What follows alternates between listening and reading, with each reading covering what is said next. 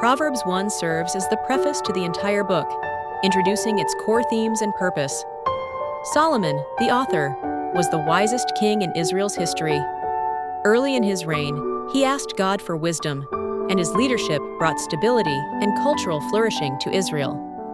During Solomon's time, Israel was prosperous and influential, with political alliances, growing trade, and intellectual advancement. However, the influx of foreign cultures also introduced spiritual compromise and moral decline.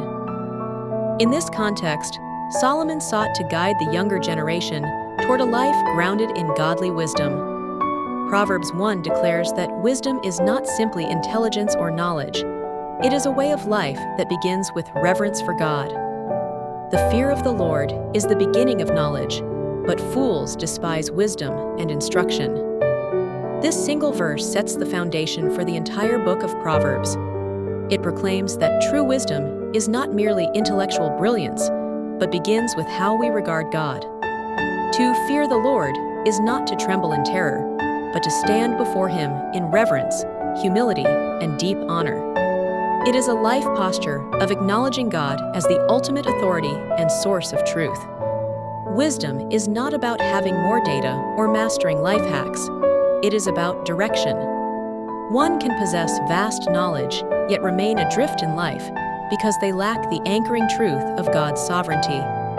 The world teaches us to trust our own thoughts and feelings, promoting self-centeredness and independence.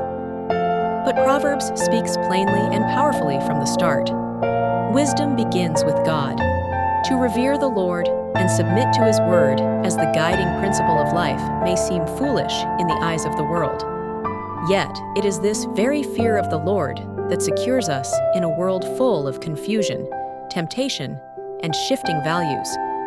This divine wisdom becomes an inner compass, helping us discern right from wrong and make godly decisions even when the path is unclear. Especially in our age of overwhelming information, we must constantly ask, from where does this knowledge come? A life rooted in the fear of the Lord is a wise life. It is a life not swayed by passing trends, but grounded in eternal truth.